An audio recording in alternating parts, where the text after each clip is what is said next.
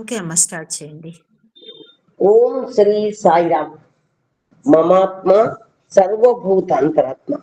సర్వుల హృదయాల్లో నిండి ఉన్న భగవాన్ శ్రీ సత్య సాయి బాబా వారి దివ్య పాదార విందాలకు నమస్కరిస్తూ, సాయిరామ్. అరుదుగా దొరికిన నరజన్మం విధి అరనిముసము వృధ పరుపకురా, అచ్చటనీయమ యాతన కడ్డము వచ్చేదేదిర పిచ్చయ్య. స్వామి భగవాన్ బాబా వారు చెప్తూ, జాగ్రత్త వహించు, తస్మాత్ జాగ్రత్త జాగ్రత్త. నేను వచ్చాను, నీకు దావ చూపించటానికి వచ్చాను. నువ్వు దావ తప్పావు. మన ఇంటికి దావ ఇది నాయన అని చెప్పడానికి వచ్చి ఆ సత్య శివసుందర స్వరూపుడు ఆయన యొక్క దివ్య అనుభవాల్ని భక్తులకు ప్రసాదించి వారికి చక్కని దివ్య దృష్టిని, ఆత్మానుసంధానాన్ని కలిగించి వారి హృదయంలో చేరి వారి చేత ఈ సత్యం శివం సుందరం ప్రత్యక్ష ప్రమాణాలతో పరబ్రహ్మ తత్వాన్ని సామాన్యుడు కూడా అందేటటువంటి దివ్య చరిత్ర మనకి ఈ సత్యం శివం సుందరం. అలాగే అంత తేలికైన విషయం కాదు. ఇక్కడ అహం సత్యబోధకాలం వచ్చి మాట్లాడాలన్నా, చదవాలన్నా, పాడాలన్నా చిన్న విషయం అని మాత్రం ఎవ్వరూ అనుకోవద్దు. ఇది సాక్షాత్తు ఆ సాయి పరబ్రహ్మ మనకు అనుగ్రహిస్తే తప్పరాదు. తన చేతిలో పనిముట్లుగా పెట్టుకున్న ఎమ్మెల్యేని గారిని, వారి గురుతుల్యులు మనకి, వారికి నమస్కరిస్తూ, వయసులో చిన్నవారైనా జ్ఞానంలో ఇంతమందికి మార్గం చూపిస్తూ, ఇంతమందిని ఉత్తేజపరుస్తూ, మనకి ఇందులోకి రావాలంటే గడగడలాడిపోతాం. చాలా జాగ్రత్తగా ఉండాలి ఇక్కడ. ఎందుకనంటే ఇది స్వామి ప్రతి క్షణం మనందరినీ ఉత్తేజపరుస్తూ, ఆధ్యాత్మిక మార్గంలో ముందుకు పరిపిస్తూ నడిపిస్తూ తన యొక్క దివ్య చరిత్రలో ఈనాడు మనం భగవాన్ బాబా వారు 1968లో ఆఫ్రికాలో పర్యటించి ఏ దేశానికి వెళ్ళల, ఎన్ని సంపన్న దేశాలు నా కాళ్ళ వేళ పడ్డా ఎక్కడికి వెళ్ళల. మరి అక్కడ మహాభక్తుల యొక్క పుణ్యం ఏటో, వారి పూర్వజన్మ సుకృతం ఏంటో మనకు తెలియదు. ఆఫ్రికా మాత్రం వెళ్ళి వచ్చారు భగవాన్ బాబా వారు. అట్లాగే అన్ని చోట్ల ఉన్నాడు, సూక్ష్మ స్వరూపంగా ఉన్నప్పటికీ కూడా అవతార స్వరూపంగా అని చెప్పి అక్కడ వాళ్ళకి చెప్పినటువంటి బోధలు, నీ ఆత్మను సేవింపు. ఎవరికి చేస్తున్నావు? నీకు నువ్వు చేసుకుంటున్నావు. భోజనం చేస్తే నీ పొట్టకి నువ్వు తింటున్నావు. నువ్వు అన్నం తింటే ఇతరులకు ఏమి లాభం? అదే విధంగా నీ ఆత్మని సేవింపు. ఎవరికి చేసినా నీకు చేసినట్టే. అదే స్వామి జనుల సేవయే జనార్దనుని సేవ. జనార్దనుడు ఎక్కడున్నాడు? నీ శరీరంలో అణు అణువులో కణకణంలో ఉన్నాడు. అటువంటి దేవాది దేవుడి యొక్క చరిత్ర మనం ఇప్పుడు ఈ చాలా చివరి భాగంలోకి వచ్చేసాము. చాలా వరకు ముందుకి సాగించాడు పరమాత్ముడు. ఇప్పుడు 9/7/1968 మనం పాత పుస్తకాల్లో పేజీ నెంబర్లు తేడా ఉన్నాయి. ఈ పాత పుస్తకంలో 379వ పేజీ హెడ్డింగ్ నీ ఆత్మని సేవింపు. 9/7/1968 ఇది కంపాల జింజా నైరోబి మ్లే ఎల్దోరిట్ నకూర్ మొదలగు పట్టణం నుండి వచ్చిన ప్రతినిధులతో స్వామి వారి సంభాషణ. సంఘాలకి నిబంధనలు కట్టుబాట్లు ఉండతగినవి, కానీ అట్టి సంఘ కార్యక్రమం సులభముగా జరుగుటకు ప్రతిబంధకము కాకూడదు. నదీ ప్రవాహంలో కట్టల వలె ఉండవలను, గాని నది సముద్రంలోని ప్రవహించడానికి ఆటంకములు కలుగజేయకుండానట్లు వలెను. సంఘము ద్వారా ప్రజలకు సేవ చేయుటకు తగినంత శ్రద్ధాసక్తులు పట్టుదల ఉన్న ఎడల సంఘమునకు ఎక్కువ నిబంధనల అవసరం ఉండదు. నీ ఆత్మను దర్శించుకున్నకే పరులని భావింపక సేవ చేయవలని దృఢాభిప్రాయం గల వారికి ఎక్కువ నిబంధనలతో అవసరం లేదు. సేవ చేయుట ఆత్మానందము కొరకే అని తెలిసిన బ్రహ్మానందము కలుగు. ఇతరుల దుఃఖముల పోరుద్రోలుటకు ప్రయత్నించుట నీ దుఃఖమును నివృత్తి చేసుకున్నట్లే అగును. ఆనందం ఇతరులకు చేకూర్చిన నీకు నీవు ఆనందం చేకూర్చుకున్నట్లే అగును. దీంట్లో భగవాన్ బాబా వారు మనకు చెప్పినటువంటి ఈ పేరాలు పరులు పరులు కాదురా, పరమాత్ముడేనురా నాయన. వాళ్ళకెవరికో చేస్తున్నాను అనద్దు, నీకు నువ్వు చేసుకుంటున్నావు అని చెప్తూ, పెట్టిన వాడికి పుట్టిందే సాక్ష్యము అని మనకు ఒక సామెత కూడా ఉంది. ఒక గ్రామంలో ఒక ఆవు బురదలో దిగబడిపోయి పైకి వచ్చుటకు ప్రయత్నించి లాభం లేకుండా, ఈ సంఘటనను చూచి ఆ ఊరి ప్రజలు కొందరు భలే తమాషాగా ఉన్నది సంతోషించుచుండరు. ఇంతలో ఒక సాధువు ఆ దారిని పోవచ్చు ఆవు పరిస్థితి చూసి,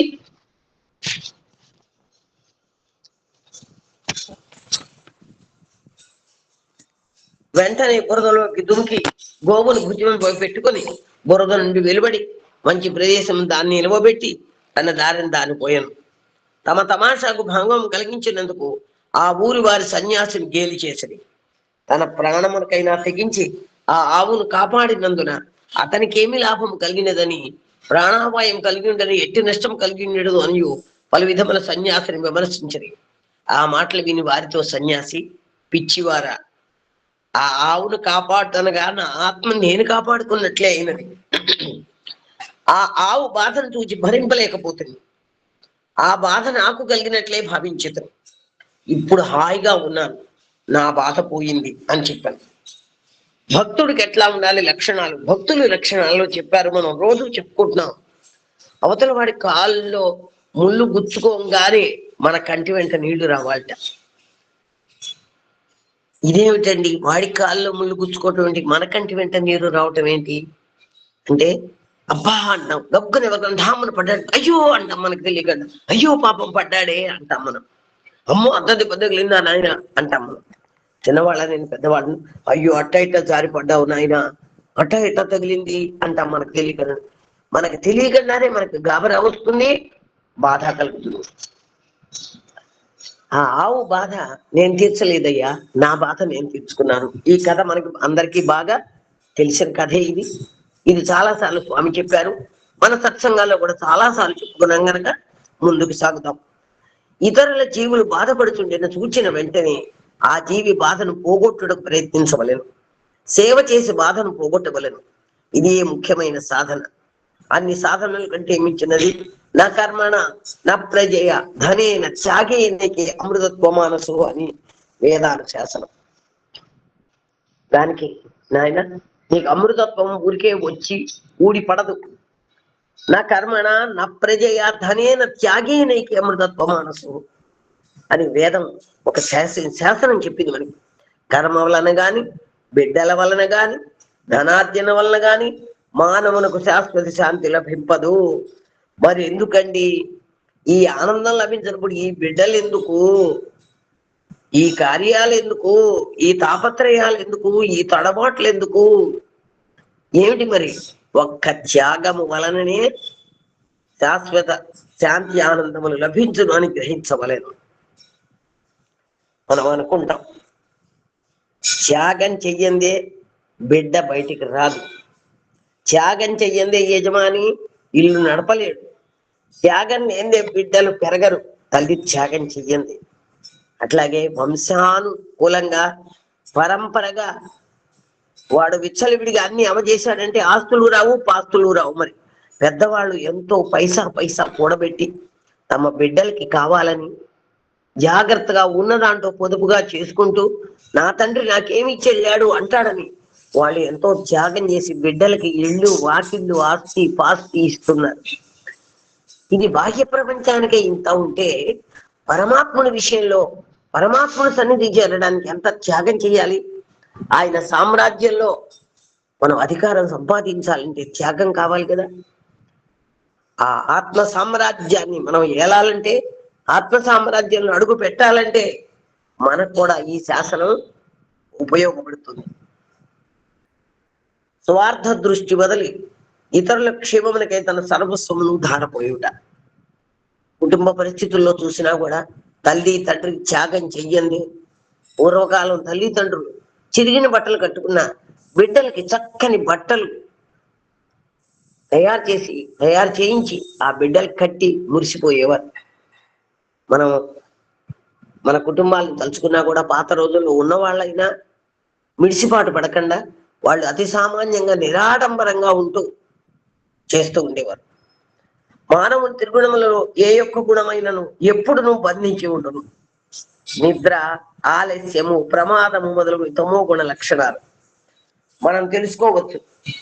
ఎక్కడ ఏ సెక్షన్ లో ఏం దొరుకుతుంది, ఏ అప్లికేషన్ పెడితే ఏమి లభిస్తుంది, ఎక్కడ ఏది ఇప్పుడు మన సెల్ ఫోన్ లో కూడా ఎక్కడ నొక్కితే ఏ యాప్ ఓపెన్ అవుతుందని తెలుసుకున్నట్టుగానే ఏది తమో గుణము. తమో గుణం యొక్క లక్షణాలు ఏమిటి? నిద్ర, ఆలస్యం. ఆలస్యం ఎందుకు అవుతుంది? నిర్లక్ష్యం వల్ల ఆలస్యం అవుతుంది. ప్రమాదం, ముందు జాగ్రత్త లేకపోవటం వల్ల. ఇవన్నీ కూడా తమో గుణ లక్షణాలు. ఇనుప గొలుసు వంటిది తమో గుణం. డంబము, దర్పము, అభిమానము, లోభము మొదలుగునవి రజోగుణ లక్షణములు.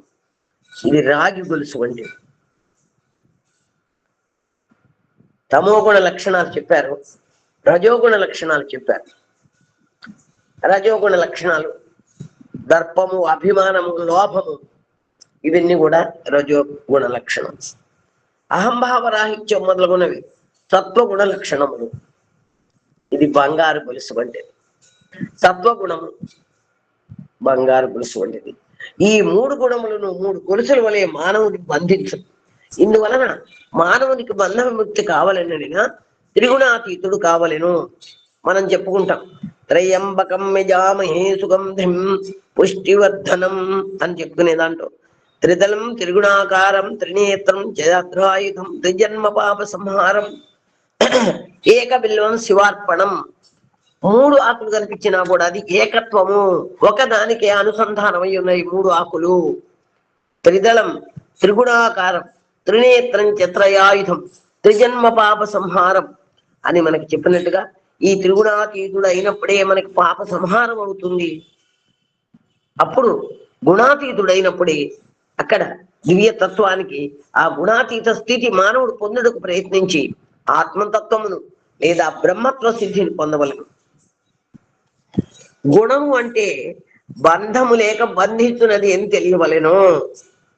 కనిపించదు, బంధం కనిపించదు, కానీ కట్టుబడి ఉంటామన్నమాట. ఇది గుణం యొక్క స్వభావము. ఈ బంధం నుండి తప్పించుకొనదలిచిన మానవుడు ఈ క్రింది చెప్పబోవు సాధనములలో ఏ యొక్క దాన్ని నేను అవలంబింపవలెను. ఇందాక చెప్పుకున్నాం మనం, భగవద్గీతలో కూడా వచ్చిన విషయాలే మనకు భగవాన్ బాబా వారు చెప్తున్నారు. దంభో దర్పో అభిమానశ్చ కామక్రోధ పారుష్యమేవచ అని అసుర లక్షణాలు. అభయం సత్వ సంశుద్ధి జ్ఞాన యోగ వ్యవస్థితి దానం దమశ్చ యజ్ఞశ్చ స్వాధ్యాయభ్యసనం చైవ. దైవాసుర సంపత్తి భాగ యోగంలో 16వ అధ్యాయంలో మనకి దైవ లక్షణాలేంటి, అసుర లక్షణాలేంటి అనేటువంటి గుణ యొక్క తత్వాన్ని, గుణత్రయాలు. అట్లాగే ఈ దాంట్లో ఇక్కడ భగవాన్ బాబా వారు దాసోహం అనుభావములోనైనను సోహం లేక శివోహం అనుభావములోనైనను నిరంతర సాధన ద్వారా మునిగిపోవలేను. అనగా దేహభావమును మరిచిపోవలేను. భగవాన్ దీనికి కూడా చెప్పారు, దేహభావము వీడరు రన్నా సత్యసారము తెలిసికోరన్నా ఈ తత్వమెరిగి జన్మముందన్నా అని. ఏది ఆత్మదృష్టి, ఎలా దేహభావాన్ని ఎలా వదలాలి, 3 పాయింట్లు ఇచ్చారు ఇక్కడ. దాసోహం అను, ఇంకా ఏమీ వద్దు, ఆయనకి శరణాగతి పొందు.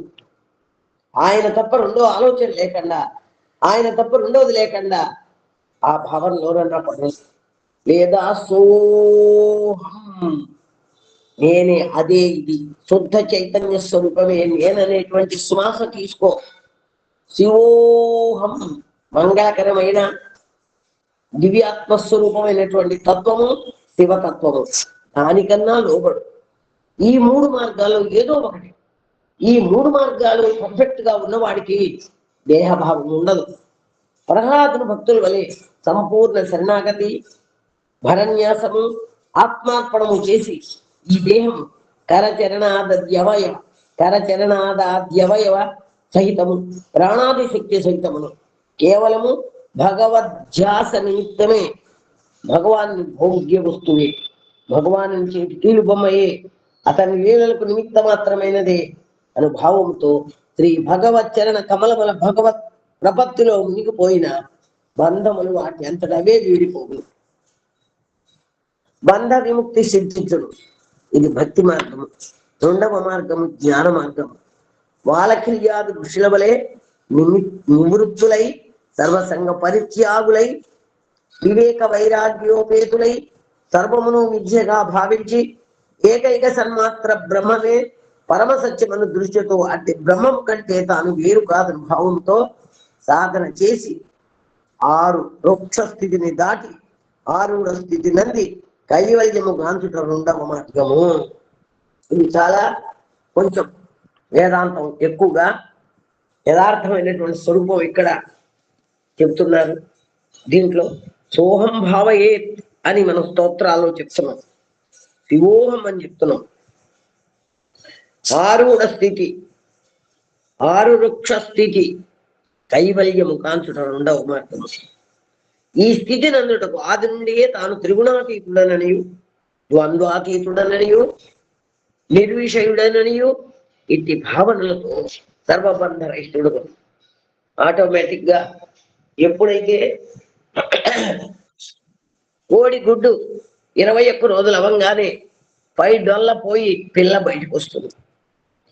అట్లాగే ఒక మామిడి కాయ పచ్చి కాయ టెంకని అంటి పెట్టుకుని ఉంటుంది.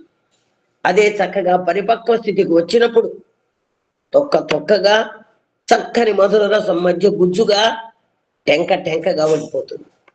అట్లాగే ఈ విధమైన త్రిగుణాతీత స్థితిని పొందినటువంటి వాడు నిర్విషయుడై విషయవాంఛలు, మనకి పద్యాలు చెప్తారు స్వామి, విషయవాంఛలు నిన్ను వేటాడుతరినే అని నోరెత్తి సాయీస కావు మనం అని ఆమెకు ఒక పద్యం చెప్పారు. నాయన నిన్ను విషయ వాసనలు వెంట పడుతూ ఉంటే వాటిని కాపాడమని 2 చేతులు ఎత్తి ప్రార్థించు. ఈ బంధాలు నిన్ను బంధించి బాధ పెడుతున్నప్పుడు హే పరమాత్మ అని ప్రార్థించను ఒక చక్కని పద్యం చెప్పారు. విషయవాంఛలు నిన్ను వేటాడుతరినే అని నోరెత్తి సాయీస కావు మనము. నోరారా పిలిచి స్వామి నన్ను ఇందులోంచి బయటపడేయమని ప్రార్థన చెయ్యాలి. ఏది చేసినా ఏం చేసినా నిర్విషయుడము కావాలి.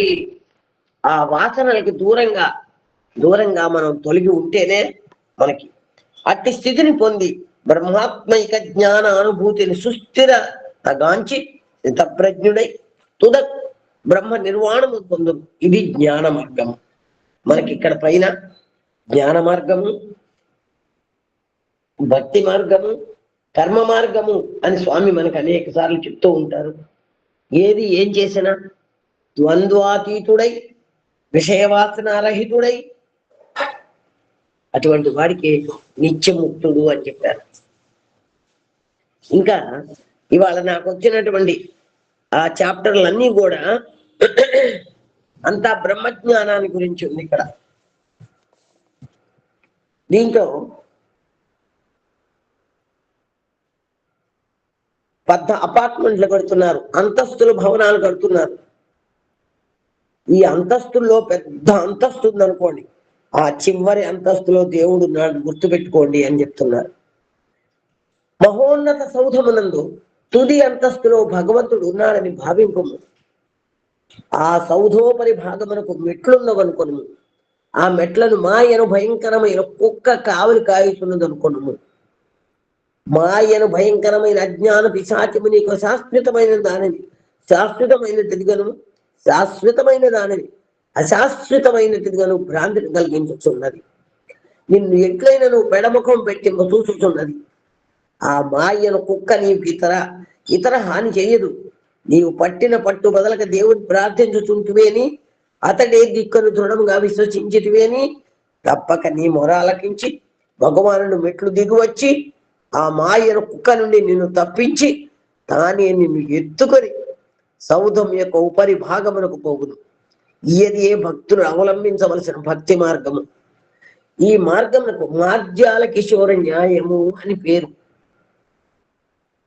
ఈ పై వేదాంతం అంతా మనం అక్కడ నుంచి మార్జాల కిశోర న్యాయము, మర్కట కిశోర న్యాయము అని మనకి పెద్దలు చెప్తూ ఉంటారు. ఈ పిల్లి పిల్లి పిల్ల, దానికి ఏం తెలియదు. తల్లి నోట్లో పెట్టుకుని నోట్లో కొరుచుకుని పళ్ళ మధ్య పెట్టుకుని దాన్ని వేరే సేఫ్టీ ప్లేస్కి తీసుకెళ్తుంది ఆ పిల్లి. అదేం చేస్తుందమ్మో మా అమ్మ కొరికేస్తుందేమో, నన్ను చంపేస్తుందేమో అని భయపడదు. హాయిగా కళ్ళు మూసుకుని ఆ తల్లి నోట్లో ఆ పళ్ళ మధ్య అట్టాగే బిగుసుకుని ఉంటాం. అట్లా భగవంతుని ఏమి ఇచ్చినా ఏం చేసినా మనకి భగవాన్ బాబా వారు నిన్న కూడా వేరే సత్సంగంలో చెప్పుకున్నాం. చీకటి వెలుగులు కష్ట సుఖంబులు చేసిన కర్మకు ఫలమండి, బాగును నమ్మక బోగున ఏడ్చే పామరత్వమును వదలండి. రే నాయన, నేను సత్యసాయి బాబాగా వచ్చాను. ఇవి సహజమే. రాత్రి తర్వాత పగలు, పగల తర్వాత రాత్రి. దీపం వెలిగించే వరకు చీకటి, దీపం వెలిగించిన తర్వాత వెలుతురు. అదే విధంగా కష్టము సుఖము ఒకదాని ఒకటి తరుగుకుంటూ వస్తాయి. సండేని మండే తరుగుకుంటూ వస్తుంది, మండేని ట్యూస్డే తరుగుకుంటూ వస్తుంది. అట్లాగే మన డేట్ ఆఫ్ బర్త్లు, మన జీవన విధానం కూడా 1 సంవత్సరం తర్వాత 1 సంవత్సరం, ఈ పుట్టినరోజు కిందటి పుట్టినరోజు తరుగుకుంటూ వచ్చింది, ఇవాటి పుట్టినరోజు దీన్ని తరుగుకుంటూ రేపు పుట్టినరోజు వస్తాను. అట్లాగే ఇక్కడ ఇవి శాశ్వతమైనటువంటి కావు. ఇక్కడ కుక్క, మాయ అనే కుక్క, అది కూడా ఆయన కాపలాదారే, ఆ పరమాత్మ యొక్క కాపలాదారుడే. నిన్ను మోసం చేస్తూ ఉంటుంది. జాగ్రత్త, నిన్ను వాసన కనిపెడుతుంది. నీలో దుర్గుణాలు ఉన్నట్టయితే నిన్ను వచ్చి కాటేస్తుంది, కిందకి పడేస్తుంది, కరిచేస్తుంది. నిన్ను కరిచేసి అయోమయం చేసేస్తుంది. అయ్యో దేవుడా నాకేమిటి ఈ కష్టాలు అంటాము. అదే కాకుండా నువ్వు మాయ చేతికి చిక్కకుండా బయటకు వచ్చావంటే, చీకటి వెలుగులు కష్ట సుఖములు చేసిన కర్మకు ఫలమండి.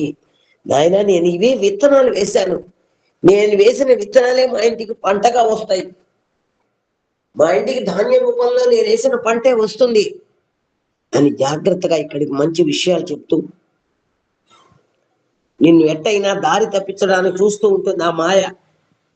నువ్వు మాయకు మాత్రం లోపడద్దు, దానికి దూరంగా ఉండు, అంటీ ముట్టనట్టుగా ఉండు.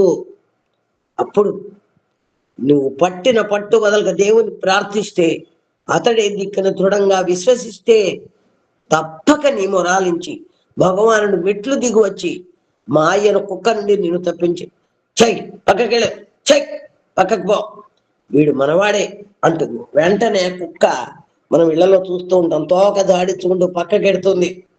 ఎప్పుడైతే వచ్చిన అతిథి మీద చేయి పుచ్చుకున్నావు, వాడి దగ్గరగా తీసుకుని వచ్చావంటే ఆ కుక్క పక్కకెళ్ళిపో. పరమాత్ముడు కూడా ఈ మాయ అనే కుక్కకి లోబడకుండా ఉండాలంటే మనకు ఉపాయం చెప్పారు ఇక్కడ. పట్టిన పట్టు వదలక దేవుని ప్రార్థన చేయి, అతడే దిక్కు. స్వామి, నేను ఇక్కడి నుంచి కదలను, నువ్వు మెట్టు దిగిరా, నా కోసం నువ్వే దిక్కు అని ప్రార్థిస్తే ఆయన దిగొచ్చి ఆ కుక్కని అడ్డు తొలిపించి ఆ ఉపరి భాగంలో తీసుకుపోతాడు, మరి ఎత్తుకు తీసుకెళ్తాడట. ఇది ఏ భక్తుని అవలంబించవలసిన భక్తి మార్గము. ఇది మార్జాల కిషోర న్యాయం, ఇది చెప్పారు. ఈ మార్గములకు మార్జాల కిషోర న్యాయం అని పేరు. పిల్లి పిల్ల అరచుచుండెన తల్లి పిల్లి వచ్చి ప్రేమతో పిల్లలను నొటగలుచుకొని పోవును. 2వ మార్గము జ్ఞాన మార్గములకు మర్కట కిషోర న్యాయం అని పేరు. జ్ఞాన మార్గములకు సాధకుడు తానే బ్రహ్మముని గురూపదేశము ద్వారా గ్రహించినంతనే మాయ తొలగును. బ్రహ్మవిత్ బ్రహ్మైవ భవతి అని వేద సూక్తి ప్రకారం బ్రహ్మత్వ శిక్షను. ఈ జ్ఞాన మార్గము క్షురస్య ధార నిశితా దురత్యాయ అను వేద సూక్తి ప్రకారం అత్యంత దుర్గమమైనది, నిరాలంబమైనది. సాధకుడు ఈ జ్ఞాన మార్గమును అవలంబించుటకు పూర్వము సాధనా చతుష్టయ సంపత్తిని పొంది ఉండవలెను. ఇటు అర్హత లేని వానికి సద్గురు జ్ఞానోపదేశం చేయడు.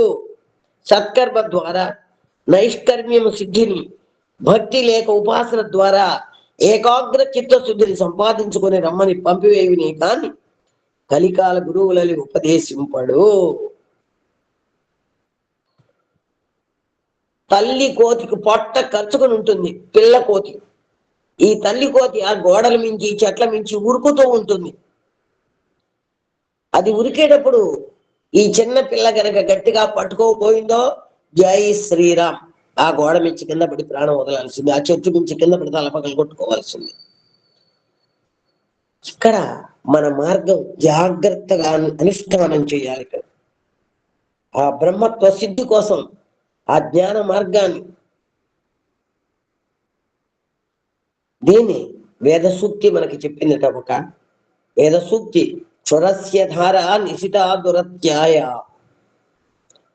ఆ కోతిని కడుపు కావలించుకుని అది జాగ్రత్తగా చేతులు వదిలిందో గోవింద. అందువలన ఆ చేతులు పట్టుకునే ఉండాలి. ఆ దృష్టి కేవలం తల్లి మీదే ఉండాలి. తల్లి ఉరుకుతూ పైకి కిందకి ఉరుకుతూ, చెట్ల మించి గోడల మించి వాటి మించి బిల్డింగుల మించి ఉరుకుతూ ఉన్నప్పుడు ఆ బిడ్డ జారిపోకుండా తన భద్రత తానే చూసుకోవాలి. అదే పిల్లైతే గనక కళ్ళు మూసుకుని ఆ తల్లి పళ్ళ మధ్య అది భద్రంగా ఉంటుంది, కళ్ళు మూసుకుని హాయిగా ఉంటుంది. అందువలన ఇక్కడ ఈ జ్ఞాన మార్గం అవలంబించడానికి మనం సాధన చతుష్ట సంపత్తిని మనం పొంది ఉండాలి అని చెప్తున్నారు.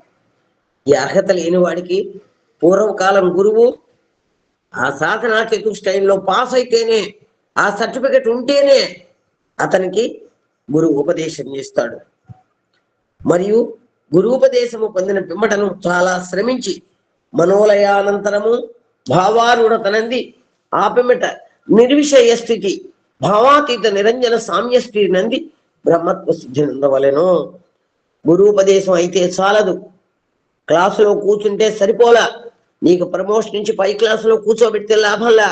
ఆ పై క్లాసులో పాఠాలని నువ్వు 100% శ్రద్ధగా వాటిని అనుసరిస్తేనే పై క్లాసులోకి వెళ్తావు.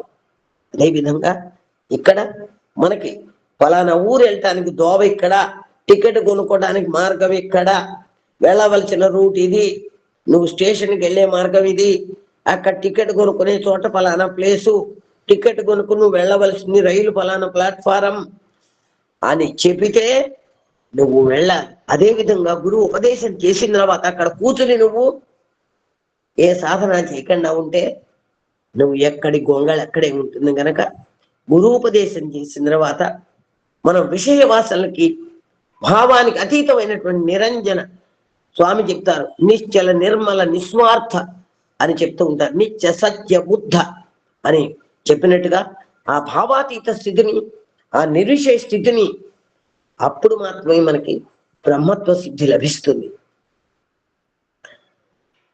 దేహ పతన పర్యంతము జీవన్ముక్తత్వ సిద్ధితోను అనంతరము కైవల్య ప్రాప్తి నందవలను. గనక గీతలోను క్లేశోధికతరస్తేషాం అహ్యక్తానక్త చేతసాం అవ్యక్తాహి గతిర్దుఃఖం దేహవద్భిరవాప్యతే. దేహాభిమానులకు ఈ మార్గము దుఃఖదాయిని అని శ్రీకృష్ణ భగవానుడు సెలవిచ్చను.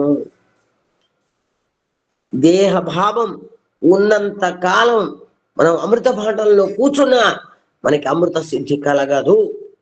దేహ భావన పోయిన నాడే భగవంతుని దృఢముగా నమ్మి అతడే సర్వము చూచుకొనుచు భక్తుని మాయ నుండి విడిపించును.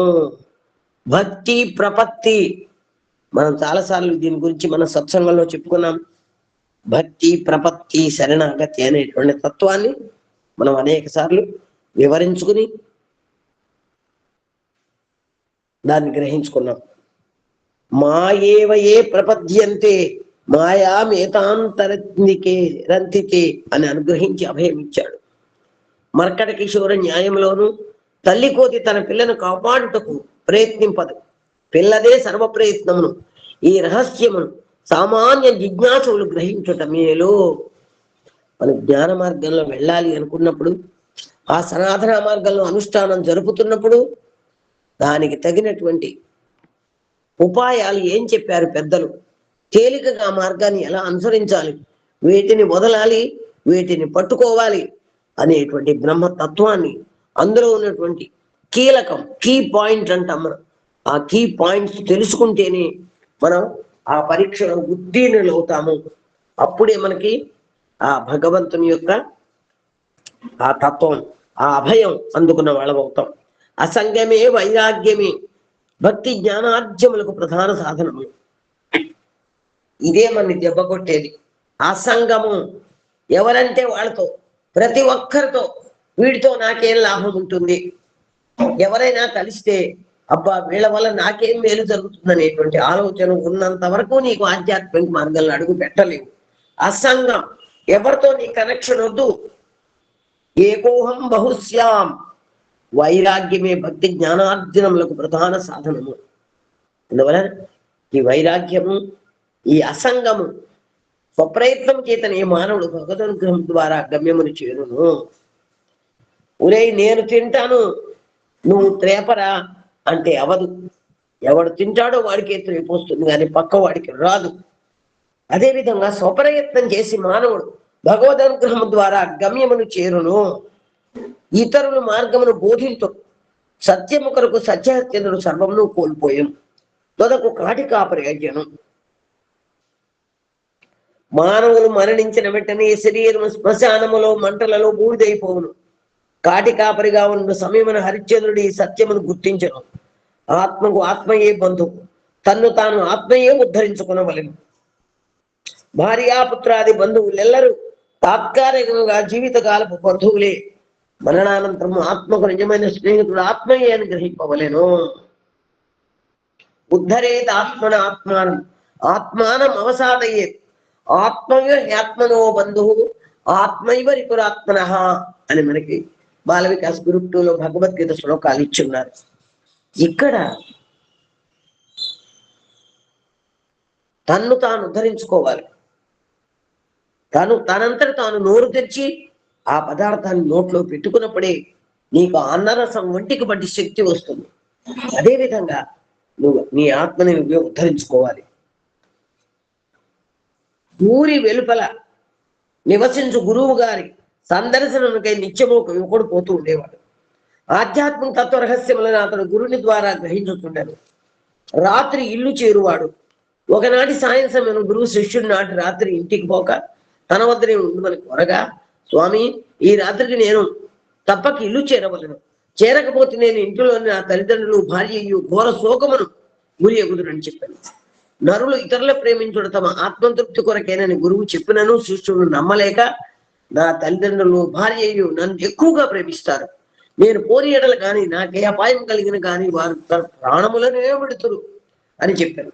అంతటి గురువు అతనికి ఒక మాత్ర ఇచ్చి ఇంటికి పోయి ఈ మాత్రను మృంగుమనియు, ఆ మాత్ర ప్రాణము తీయునది కాదనియు, తెలివి లేక పడి ఉన్నట్లు మాత్రమే చేయుననియు, కానీ తన చుట్టూ ప్రక్కల వారు మాట్లాడు విషయములని చక్కగా వినపడుచుండుననియు, ఆ పిమ్మడి గురువు గారి మాటల్లోని సత్యము శిష్యుడికి స్పష్టంగా తెలియనని చెప్పి శిష్యుని ఇంటికి పంపాను. బతిమాలాడు గురువు గారు, ఒరే నాయన ఈ పూట ఇక్కడ ఉండరా, రేపు పొద్దున పోదు గాని.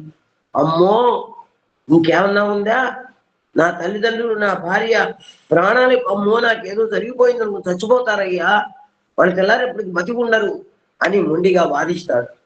సరే వీడికి జ్ఞానోదయం నన్ను ఆశ్రయించాడు గనక వీడికి జ్ఞానోపదేశం చేయవలసిన బాధ్యత నాది గనక ఏదో ఉపాయంతో వీడికి జ్ఞానోపదేశం చేయాలనే భావనతో గురువు గారు ఒక మాత్ర ఇచ్చింది, మింగు నాయన, మింగితే చచ్చిపోయినట్టు పడుంటావు కానీ నువ్వు చచ్చిపోవు, నీ ప్రాణానికి ఏం అపాయం లేదు, కానీ మా మాటలన్నీ వినిపిస్తూ ఉంటాయి కనుక నువ్వు వెళ్ళి ఈ మాత్ర వేసుకో అని చెప్పాడు. ఎంత చెప్పినా వినకపోతే ఏదో ఉపాయంతో, చంటి పిల్లవాడికి జ్వరం వస్తే తల్లి ఏదో ఒక ఉపాయంతో వాడికి మందు లోపలికి వెళ్ళేటట్టు నానా తంటాలు పడుతుంది. తల్లి తండ్రి బిడ్డకి ఏదైనా జబ్బు చేస్తే వాడికి లోపలికి మందు పంపించేటటువంటి మార్గం రోగ నివారణ కావాలి. అట్లాగే భవరోగ నివారణ కోసం ఆ గురువు గారు తన బాధ్యత వహించాడు కనుక వాడికి జ్ఞానోపదేశం బాధ్యత గురువు దగ్గర ఉంది కనుక గురువు గారు ఆ మాత్ర ఇచ్చి వెళ్ళమన్నారు. ఇంటికి పోయిన వెంబడ శిష్యుడు మాత్రను మింగి నేల రాలేదు. అతడు మరణించిన తల్లిదండ్రులు భార్య ఇరుగు పొరుగు వారిని మిక్కలు దుఃఖించుతున్నది. ఇంతలో గురువు గారు వచ్చి అతనిని బ్రతికించు ఒక గ్లాసులో నీళ్లు తెప్పించి ఆ నీటిని మంత్రించుతూ అతని చుట్టూ 3 సార్లు తిరిగి వారితో, మీ అబ్బాయి బ్రతకవలనంటే మీలో ఎవరైనా ఈ నీళ్లు తాగండి, అబ్బాయి వెంటనే బతుకుతాడు, కానీ త్రాగిన వారు మాత్రం చనిపోదురు అని చెప్పుతూ ఆ నీటిని తల్లికి ఇవ్వబోగా తన కుమార్తె పెళ్లికి దిగి ఉన్నందున తాను త్రాగనని నిరాకరించను.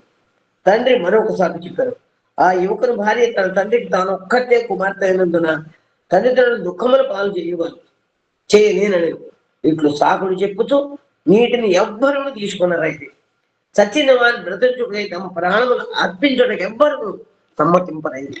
వారందరూ కొంతసేపు ఆలోచించి వాళ్ళకు గూడు పుఠాన్ని చేశారు. గురువు గారి దగ్గరికి, అయ్యా మీకు పిల్ల పీచ, భార్య, ఇల్లా, వాకిలా, నువ్వు సన్యాసివి, నీకేముందయ్యా, నీకు సన్యాసికి నీకేముంది, నువ్వు తాగు, మా బిడ్డను బతికించు, నీకు పుణ్యం వస్తుంది. గురువు గారిని ఎందుకు పూనుకొనడని వేడుకున్నది. గురువునకు సమాధి కట్టించి, మళ్ళీ మామూలుగా ఉంటామా, మీకు చక్కని సమాధి కట్టిస్తాం, భక్తి శ్రద్ధతో పూజ చేస్తాం, మీ రుణం ఉంచుకోము, నీ రుణం మేము అట్టు పెట్టుకోను నాయన, నువ్వు తాగి ఈ నీళ్ళు, ఆ మంత్రజలం నువ్వే తాగి మా పిల్లవాడిని బతికించు నాయన, నీకు సమాధి కట్టిస్తాను, నువ్వు ఎటు పోతావు కదా నీళ్లు తాగి, ఆ నీళ్లు తాగిపోయిన తర్వాత నీకు సమాధి కట్టి రోజు పూజలు చేస్తామయ్యా అని చెప్తారు. వారందరి మాటలు వింటుండే ఆ యువకుడు లేచి గురువు గారి వాక్యమును తూచా తప్పక సత్యములకుట గ్రహించి వైరాగ్యంతో గృహమును సర్వమును పరిత్యాగం చేసి సన్యాసి అయి గురువు గారిని వెంబడించను. అసంగ భావం వృద్ధి నొందించుకోవలను, కార్యములను శ్రద్ధ చూపవలను. అసంగం అంటే ఏంటో స్వామి చెప్పారు ఇక్కడ. అసంగం మాతా నాస్తి, పితా నాస్తి, నాస్తి బంధు సహోదర, అర్థం నాస్తి, గృహం నాస్తి, తస్మాత్ జాగ్రత్త జాగ్రత్త అని కనువిప్పు కలిగి ఎవరు తల్లి, ఎవరు తండ్రి, ఎక్కడ ఇల్లు, ఎక్కడ వాకిలి అనేటువంటి తత్వజ్ఞానాన్ని గురువు గారి ద్వారా తెలుసుకుని ఇదంతా మాయ ప్రపంచం అని చెప్పి సర్వం మాయ అనేటువంటి భ్రాంతి, ఆ మాయలో నుంచి బయటపడి గురువు గారి వెంట వెళ్ళి తను గురువు గారికి అనుసరించి వెళ్ళాడు. దీని అసంగ భావం వృద్ధి ఉంచుకోవాలి, కార్యమునందు శ్రద్ధ చూపవలను, ఫలమునందు అపేక్ష ఉండకూడదు. సరే, సామాన్యులు ఏమంటారు, ఏవమ్మా నువ్వు సన్యాసివి, ఆయన్ని సపోర్ట్ చేస్తున్నావు, అట్టా పెద్దవాళ్ళు వృద్ధులైపోయారు, భార్య బిడ్డలు, వీళ్ళ గతి ఏంటి, ఆ గురువు గారి తప్పువాడు, ఇప్పుడు కనుక చర్చ పెట్టామనుకో మనం, ఇది ఎంతవరకు కరెక్టు, స్వామి చెప్పిన కథ అని మనం గనక ఒక స్టడీ సర్కిల్ పెట్టుకున్నామంటే కొంతమంది అభిప్రాయం ఏం చెప్తారు, అయ్యా వాడు అర్ధంతరంగా పోతే భార్య ఏమవుతుంది, ఆ ముసలి తల్లిదండ్రులు ఏమవుతారు, వాడికి పుట్టిన బిడ్డలు ఏమవుతారు, వీళ్ళ గతి ఏమిటి నాయన అని అడుగుతాము. అందుకని నీకు బ్రహ్మజ్ఞానం కావాలంటేనే, నీకు షాపులో ఆ విలువైన వస్తువు కావాలంటే నువ్వు దానికి తగిన సుంకం చెల్లించాలి. లేదు నేను ఇందులోనే పడి కొట్టుకుంటూ చస్తూ బతుకుతూ ఈ సంసారంలో ఈ రుణానుబంధాలు పెంచుకుంటూ ఇట్టాకి నేను హాయిగా ఉంటా అనుకుంటావా, పో, అట్టాగే పో. లేదు, నువ్వు ఈ అస్థిరమైన అశాశ్వతమైన సంబంధం లేదు, కింద జన్మలో ఎక్కడో ఈ జన్మలో ఎక్కడో. భగవాన్ బాబా వారి దగ్గర మనం చదివాం ఒక బుక్ లో, ఒక ఆయన 30 సంవత్సరాల తండ్రి చనిపోయి, మీ అందరికీ తెలిసే ఉంటుంది. స్వామి ఉండమన్నట్ట 4 రోజులు. స్వామి వెళ్ళొస్తాను, మా తండ్రి గారి ఆబ్దీకం ఉంది అన్నట్ట. ఇంకెన్నాడు పెడతావయ్యా ఆబ్దీకం, 30 ఏళ్ళు అయింది, అప్పుడే నీ తండ్రి చచ్చిపోయి పుట్టి ఫలానా హై స్కూల్లో చదువుతున్నాడయ్యా అని చెప్పారట స్వామి. మరి అదేంటి, తన పిల్లవాడిని ఇక్కడ వదిలేసి తను ఎక్కడికో పోయి ఇంకో ఇంట్లో పుట్టి ఇంకో బళ్ళో చేరి ఇంకో సంబంధాలు పెట్టుకుని ఇంకో బాంధవ్యాలు పెట్టుకుని ఇంకో బంధనాలు పెట్టుకుని ఉంటే ఎవరికి ఎవరు ఏమిటి బంధాలు, మనం చేరవలసిన స్థానం ఏంటి, మనం ఏ విధమైన అసంగ స్థితిని పొందాలి అనేటువంటి దాన్ని ఇక్కడ మనకి ఫలమును భగవదర్పణం చేయము, కార్యసాధనకు భగవంతుడు చేయుతను సంజ్ఞను కాన ఫలమాతనికి అర్పించడం శ్రేష్టము. వీడి దీపములకు అమర్చబడి ఉన్న స్తంభములు ముందు తామే వెలుగును పొంది ఆవల వీధులకు వెలుగునిచ్చుచున్నవి. నీవు ప్రేమమయముగా ధర్మయుతంగా జీవితమును గడిపితివేని నీ జీవితం ప్రకాశవంతముగా, అందువలన ఇతరుల జీవితములను కూడా నీ జీవిత విధానం వలన ప్రకాశింపజేయగలవు. అదే మనకి స్వామి ఇక్కడ ఇచ్చిన సత్యసాయి సేవా సంస్థలలో సత్యసాయి భక్తుడు అంటే నాకు ప్రతిరూపంగా నీ ప్రవర్తన చూసి నిన్ను చూసి వాడు నా సన్నిధి చేరాలి, అదే నువ్వు నాకు చేసే సేవ, నువ్వు రోల్ మోడల్ గా ఉండాలి అని ధర్మయుతంగా ప్రేమమయంగా నువ్వు చేసినట్టయితే ఒక వీధి దీపంలాగా నీకు నువ్వు వెలుగుతూ ఇతరులకు కూడా వెలుగు చూపించగలగాలి. అందువలన భక్తులందరూ కలిసి సత్సంగం జరుపుకొనుడు.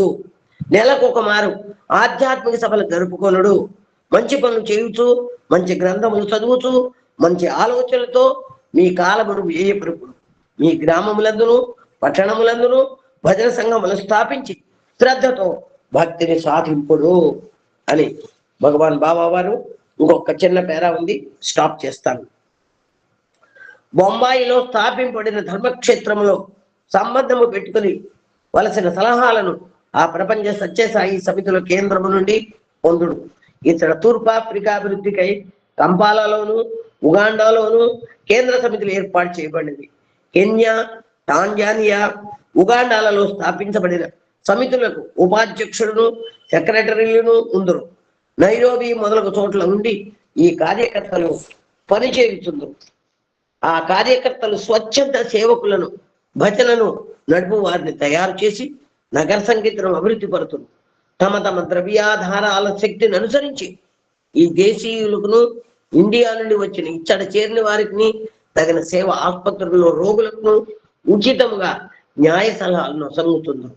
అన్ని మతములకు చెందిన పర్వములను శ్రద్ధతో జరుపుకొనుచుందురు. సర్వ మత సహనమును పెంపొందించు. ఇక్కడ భగవాన్ బాబా వారి అనుగ్రహం చేత మనం ఇచ్చిన సమయం అయిపోయింది. అందువల్ల మనకి ఇచ్చిన అర్ధగంట టైంలో మనం ఇంత చెప్పుకోగలిగాం.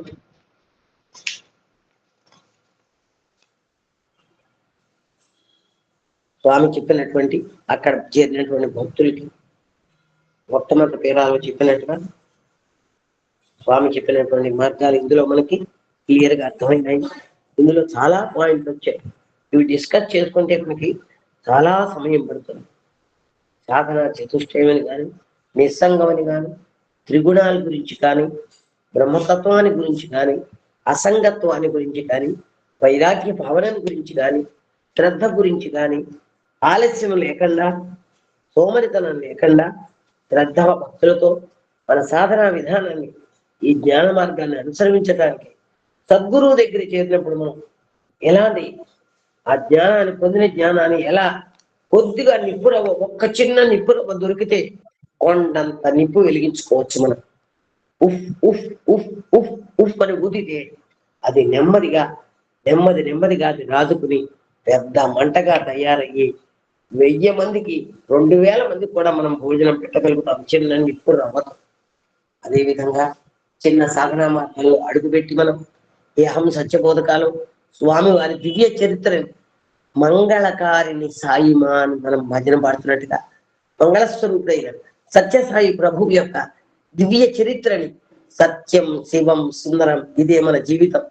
మన జీవితాన్ని సత్య మార్గంలో శివతత్వాన్ని ఆకలింపు చేసుకుంటూ సుందరమైనటువంటి దేవాది దేవుణ్ణి చేరుకోవడానికి సత్య శివ సుందర స్వరూపుడైన సత్యసాయి ప్రభుకి నమస్కరిస్తూ ఇక్కడ చేరిన భక్తులందరికీ కూడా హృదయపూర్వక నమస్కారాలు అందజేస్తూ కృతజ్ఞతలు తెలియజేసుకుంటూ జై సాయిరామ్, జై జై సాయిరామ్.